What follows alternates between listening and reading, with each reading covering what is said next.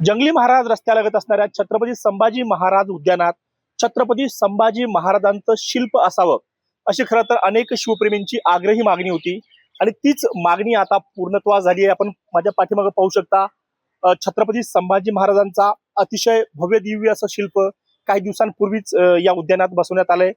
ज्यांनी हे शिल्प साकारलंय ते शिल्पकार अजिंक्य कुलकर्णी माझ्यासोबत आहेत. हे शिल्प साकार करण्यास किती दिवस लागले, नेमक्या काय काय अडचणी आल्यात आणि या शिल्पाची काय वैशिष्ट्ये आहेत हे आपण त्यांच्याकडे जाणून घेणार आहोत. अजिंक्यराव, तुमचं स्वागत आहे लोकमत मध्ये. नमस्कार. काय सांगाल, अनेक दिवसांपासूनची इच्छा होती, ती पूर्णत्वास आली आणि छत्रपती संभाजी महाराजांचा हा काय म्हणू शकतो आपण पूर्णाकृती पुतळा आहे, हा संभाजी महाराजांचा साकारण्यात आलाय. नक्कीच अतिशय म्हणजे मनाला इतकं समाधान आहे आणि म्हणजे आमच्या इतक्या वर्षापासूनच्या भावना होत्या की कधी छत्रपती संभाजी महाराज शिल्प त्यांच्या जागेवरती जाऊन त्याचं अनावरण होईल. साधारण 2016 साली हे शिल्प तयार करण्याचं काम सुरू झालं. 17 साली आमचं हे काम पूर्ण झालं. पण त्या दरम्यान शासनाचा एक GR आला होता 2017 साली की कुठलंही थोर पुरुष राष्ट्रपुरुषांचं जर शिल्प साकार करायचं असेल तर त्यासाठी आपल्याला अनेक परवानग्या घ्यायला लागतात आणि त्या परवानग्या घेतल्यानंतरच तुम्ही ते शिल्प जागेवर बसू शकता. आणि स्वतः पुणे महानगरपालिकेने हे संपूर्ण शिल्प तयार करण्यासाठी काम सुरू केलं होतं.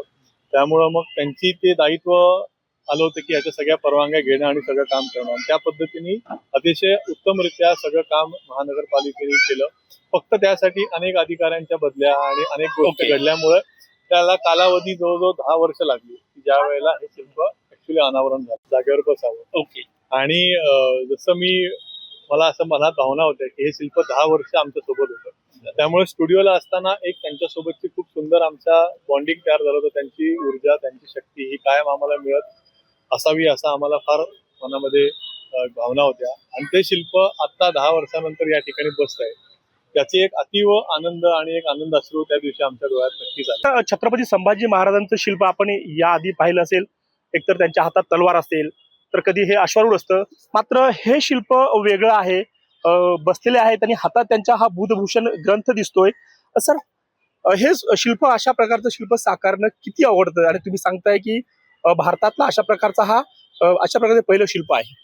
नक्कीच भारतामधलं संभाजी महाराजांचं बुधभूषण ग्रंथ लिहिताना असं बसलेलं शिल्प हे भारतातलं पहिलं आणि संभाजी महाराजांचं बसलेलं ही भारतातील पहिलं सगळ्यात उंच शिल्प. म्हणून हे शिल्प प्रथम त्याला स्थान प्राप्त होतंय. आणि आम्हाला सगळ्यात मोठं टास्क हेच होता की अरे हे आपल्याला स्वतः म्हणजे छत्रपती संभाजी महाराजांचं शिल्प साकार करायला मिळत आहे. त्याच्या मनामध्ये भावना इतक्या वेगळ्या होत्या. हे पहिलं शिल्प आपण साकारतोय तर आमच्या सगळ्यांच्या हातनं, मी जरी एक प्रतिनिधी असतो तरी आमची सगळी टीम याच्यासाठी मोठ्या प्रमाणात काम करत होती. त्यामुळे आम्हाला सगळ्या टीमला संभाजी महाराजांचं कशा पद्धतीने त्यांचं ठेवण होती, त्यांची साधारण कशा पद्धतीने साधारण त्यांची ठेवण होती किंवा संभाजी महाराजांचं कुठे कुठे याच्या आधी रेफरन्सेस आले त्या सगळ्याचा थोडा अभ्यास करणं. आणि त्याहून सगळ्यात जसं तुम्ही मगाशी म्हणलात की सगळीकडे आपल्याला जी दिसतात ती तलवार घेतलेली किंवा युद्धाला जाताना अशा पद्धतीची शिल्प दिसतात, घोड्यावर असतात अशी चित्र. तर हे काय आहे की यामध्ये आपल्याला त्यांचा एक कवी, साहित्यिक आणि एक आध्यात्मिक त्यांचं प्रतिबिंब या शिल्पातून दाखवायचं होतं. त्यामुळे हे खूप मोठं टास्क होतं की चेहऱ्यावरती शांत भावना पाहिजेत, त्याचबरोबर ते करारी सुद्धा होते. त्यामुळे करारी, शांत आणि बुधभूषण ग्रंथ लिहितानाचं तेज, या सगळ्या गोष्टी या शिल्पामध्ये आल्या पाहिजेत. म्हणून आम्ही मागे जर बघितलं की आम्ही एक त्याची छोटीशी एक रिंग किंवा एक ज्याला आपण ऑरा म्हणतो तो दाखवण्याचा आम्ही प्रयत्न केलाय. तो एक फक्त असा एक एलिमेंट आहे की ज्याच्यातून त्यांची जी ज्याला आपण वेव्स तयार होते किंवा एक प्रभावलय आपण ज्याला म्हणतो तसं एक अंकन आम्ही ती रिंग एस्थेटिक एलिमेंट ऍड करून केलाय. पण चेहरा आणि या सगळ्या ह्याच्यात ते करारी आणि आध्यात्मिक या दोन्ही गोष्टी आम्हाला त्या ठिकाणी मांडायच्या होत्या. सर, या शिल्पाची वैशिष्ट्य कुठली सांगता येते? कारण आपण पाहतोय खरं तर दुरून पाहिल्यानंतर जितकं हे सुंदर दिसतं, जवळ आल्यावर त्याहून हे सुंदर आणि काय म्हणू शकतो छाप पाडणारी किंवा मोहून घेणारी ही शिल्प आहे ती जाणवतं. तर याच्या वैशिष्ट्य कुठली सांगता येते तुम्हाला? याचं वैशिष्ट्य सगळ्यात महत्वाचं हेच आहे की याची जी स्केलिंग आहे, म्हणजे ज्याला आपण म्हणतो की आता आपला चेहरा, आपण 6 फुटाचा व्यक्ती झालो साधारण, आपला चेहरा साधारण 1 फुटाचा असेल किंवा 11 इंचाचा आहे, पण हे बसलेले 12 फूट आहेत. म्हणजे जर हे उभे राहिले तर हे साधारण म्हणजे त्या अनुषंगाने एक 15 फूट किंवा 20 फूट अशा अनुषंगा आपण बसल्यानंतर Okay. आपण 6 फुटाचं 3 फुटावरती जातो. अच्छा. तर हे बसलेले 10-12 फूट आहेत, म्हणजे ते जर उभे राहिले तर ते साधारण 18 ते 20 फुटापर्यंत हे संपूर्ण शिल्प होईल. एवढ्या मोठ्या प्रमाणात जेव्हा शिल्प साकार करायचे त्यावेळेला आम्हाला त्याचं बॉडी प्रपोर्शन, एनाटॉमी आणि त्यांच्या चेहऱ्यावरचे भाव याची वैशिष्ट्य आम्हाला खूप जास्त अभ्यास करायला लागला आणि हीच सगळ्यात मोठी वैशिष्ट्य या शिल्पाकृतीची आहेत असं मला. सर याच्यासाठी मटेरियल धातू कुठला वापरण्यात आला आहे आणि हे म्हणजे किती वर्षापर्यंत राहू शकतो? म्हणजे ऊन, वारा, पाऊस सतत कारण आपण पाहिलं असेल उन्हाळ्यात कडक ऊन असेल किंवा पाऊस असो जोरात, तर याचा कालावधी साधारण हे म्हणजे कधीपर्यंत टिकू शकतं, राहू शकते हे? हे आहे संपूर्णपणे ब्रॉन्झ आणि गन मेटल धातूमध्ये.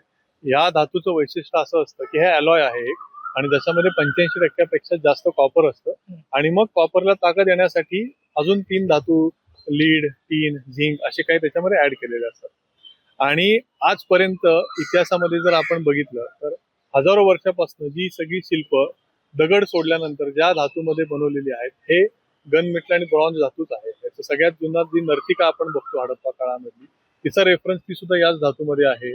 अनेक नटराजाचे शिल्प आहेत, अनेक युरोपमधले जे सगळे आपण बघतो ग्रीक रोमन काळातले, अमेरिकेतले काही शिल्प असतील किंवा अनेक ज्या ठिकाणी इतिहास ब्रॉन्झच्या शिल्पांमध्ये मांडलेला आहे, ही सगळी शिल्प याच धातूमध्ये आहेत. ओके. आणि पुढचे शेकडो वर्ष हे- वर्षानुवर्ष वर्षानुवर्ष हे शिल्प राहील या अशा पद्धतीने हे तयार केलेलं शिल्प ओके. आहे. तर आपण पाहू शकता पुण्यातील या छत्रपती संभाजी महाराज उद्यानात ही छत्रपती संभाजी महाराजांचं अप्रतिम असं शिल्प बसवण्यात आलेलं आहे आणि खरं तर शिवप्रेमींना पाहण्यासाठी तुम्ही अनेकांना पुण्यातील हे संभाजी जंगली महाराज रस्त्यालगत असणारी ही बाग आहे आणि तुम्ही केव्हा येऊन अगदी जवळून हे शिल्प जे आहे ते तुम्ही पाहू शकता. पुण्याहून किरण शिंदे, लोकमत व्हिडिओ.